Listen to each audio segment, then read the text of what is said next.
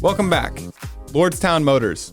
This is the EV manufacturer that is attempting to manufacture an electric pickup truck in GM's old Lordstown, Ohio assembly plant that used to make the Chevy Cruze. The president and chief financial officer of the company both resigned under the cloud of misrepresenting the size of the company's order book, amongst other things. Industry pundits believe that the company is on the verge of running out of cash long before they have production up and running. Does this mean it's over? Short answer again, no. Couple of things.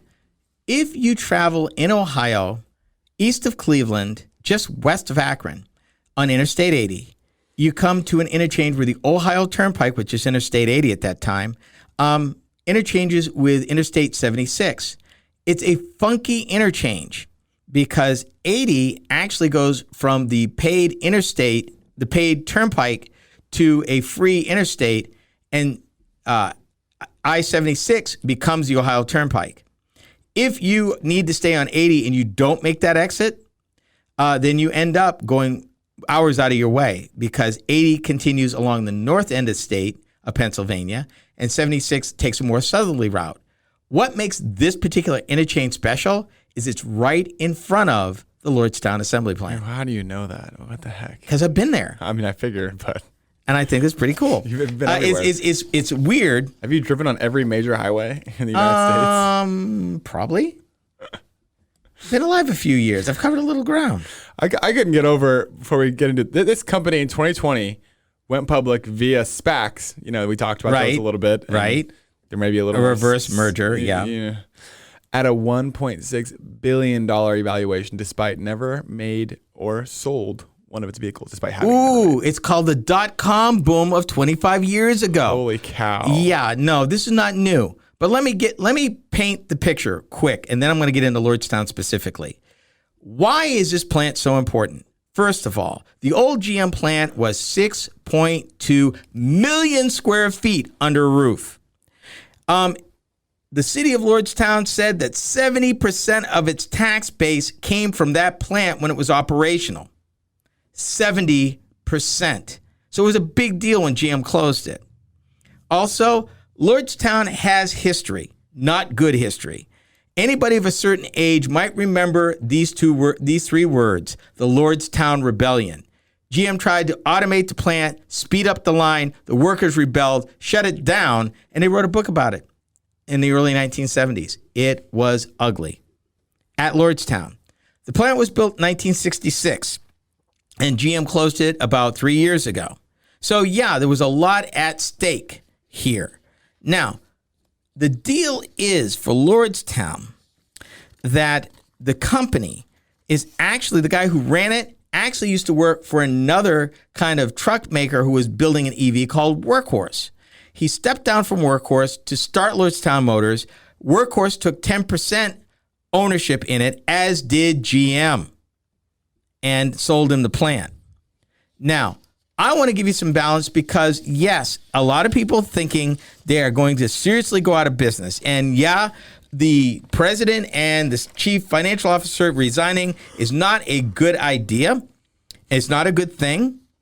But let's talk about what they said because they still got the orders. So let's talk about what's going right. Because, yes, we've reported on a number of EV automakers who have bit the dust over the years. Fisker, NIO, Faraday Future. This story does kind of remind me a little bit of that big truck with the hydrogen fuel cell truck we discussed. The Nikola Badger, which I believe they would have built because Nikola was working a deal, but that didn't happen. Just trying to fake it till you make it, deal. Well, yeah, a lot of that happens.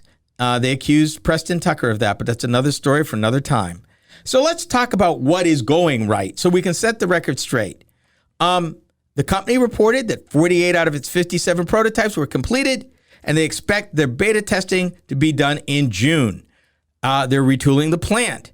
And while they expect the numbers to be lower than they previously reported, they still expect to start production in late September.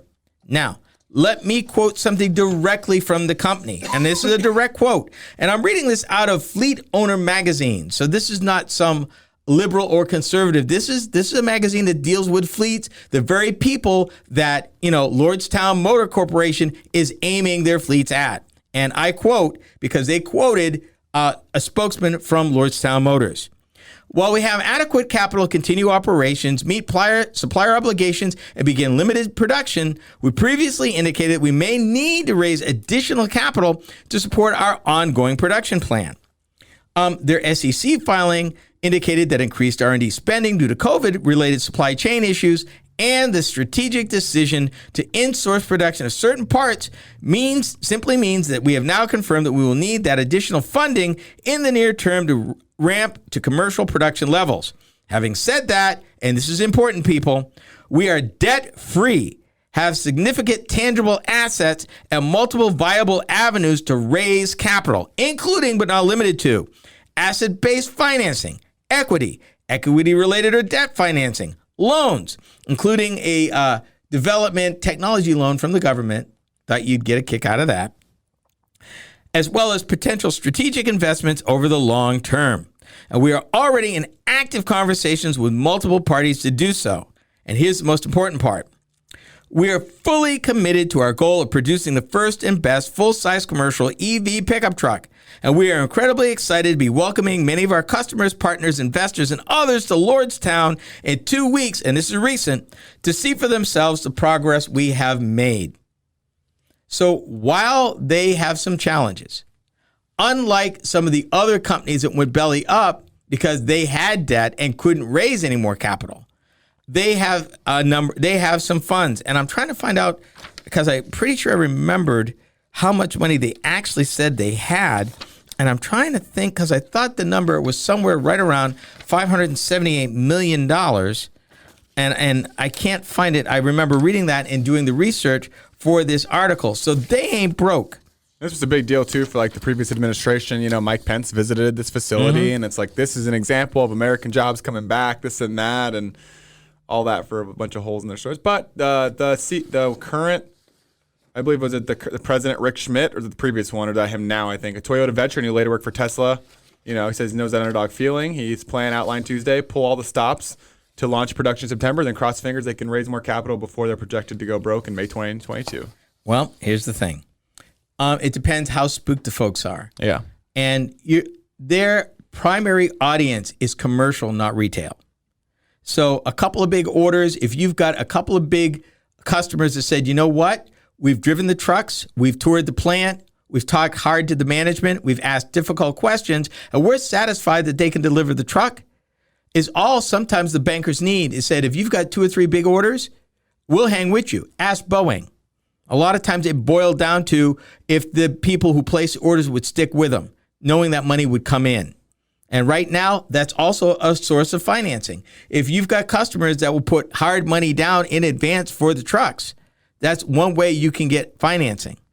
They're paying up front, part of the money. That makes sense. So while people are all going, oh my God, it's another EV manufacturer going belly up, not so much. Not so much.